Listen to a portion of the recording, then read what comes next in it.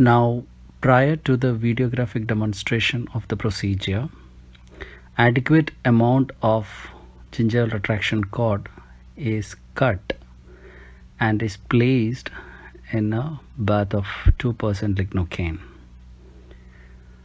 The cord with which I've used in this procedure is non-impregnated 000 size cord, and the technique which I am using here is a single cord gingival retraction technique. So with this we are going to start it. As a prior, we've just dipped it in 2% lignocaine, and then we are going to proceed with the further steps. The clinical case which we are going to do the gingival retraction technique is a 3-unit conventional 3-unit fixed partial denture prosthesis, including the right central incisor and the left lateral incisor. It is going to be a 3-unit conventional bridge.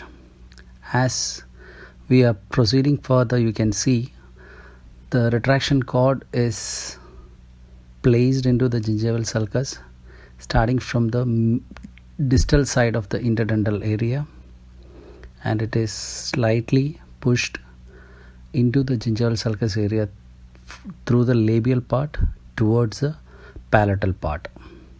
Care has to be given while doing this procedure. If you do it in very hasty or very fast, there can be chances by which you can hurt the gingiva, and which will create a compromised impression. So you have to be gentle, but you have to be firm.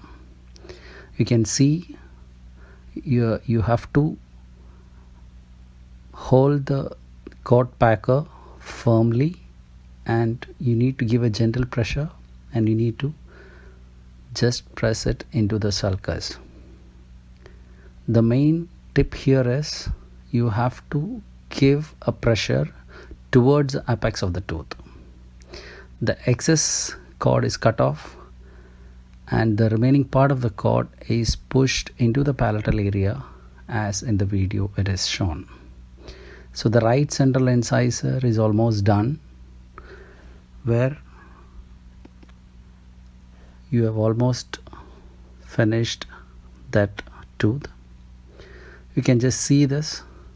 Final adjustments can be done, and depending upon the gingival biotype, you have to identify it, and you need to decide what size gingival retraction cord you are going to use it here. As I already mentioned, here in this case I'm using a 000 non-impregnated gingival retraction cord. Same way how we did it on the right central incisor, the methods and everything is going to be the same. You have to start it from the interproximal surface, better to be on the mesial or the distal, and you need to push the cord into the sulcus. There is one more tip over here where you can pull the cord either buccal on the buccal side or on the palatal side. Then you will be able to push it into that, which will be much more easier. So whichever technique is easier for you, you can follow that. As the excess cord is cut off, and again we are trying to push the cord into the sulcus again properly. Make sure it is placed firmly and tucked inside. Don't overpressure it.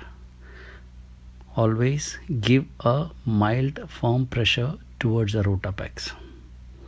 Since it has been dipped in lignocaine, the chances of bleeding will be minimal.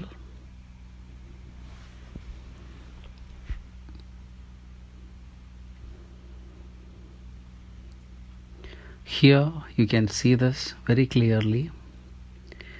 Both the tooth has been completely retracted with the cord, and you will be able to appreciate it. In this picture it is very clear. So this is how we are going to do a single cord. Now coming to the impression part, we are going to make a particle light body impression single stage technique.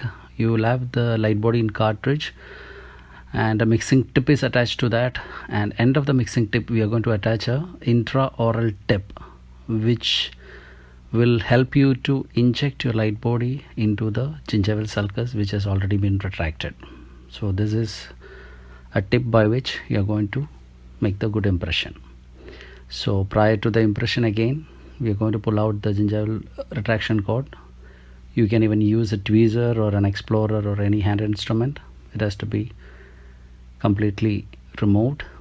In a single stage you are going to remove it fully, whereas in a double stage you are going to remove only the first cord.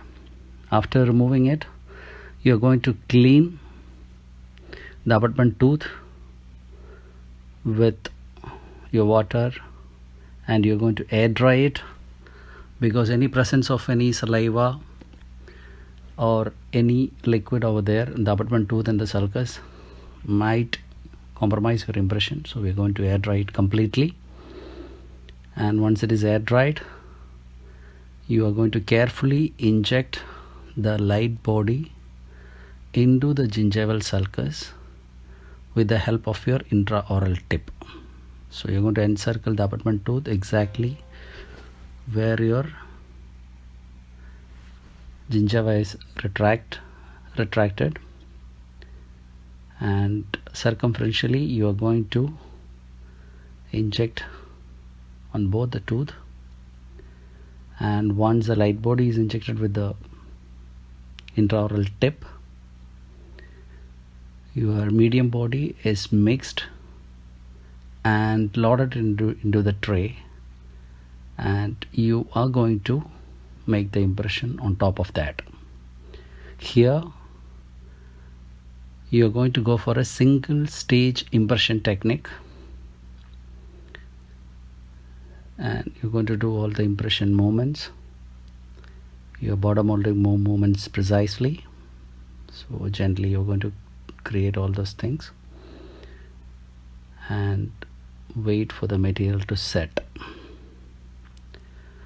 Once the material is set, carefully remove your impression. You will be able to appreciate your abutment tooth, the gingival sulcus on the abutment tooth and the finish line evenly, because in this picture you will be able to see both the abutment tooth. You can see very clearly the light body flown into the gingival sulcus, and you can clearly demarcate the finish line over there. So this tells the importance of your gingival retraction in your impression. And this picture we have given a temporary prosthesis for the patient on the day of impression itself. This is done with polymethyl methacrylate. You can see the encircled area, the aesthetics. Because of the gingival retraction, you can see the temporary itself having a very good emergence profile. So I advise every one of you to follow gingival retraction technique while doing, at least for your anterior teeth, which will fetch you, because this is the aesthetics which you are going to get in a temporary. Imagine how much you are going to get it in a final restoration. So I advise everyone to keep it. Thank you.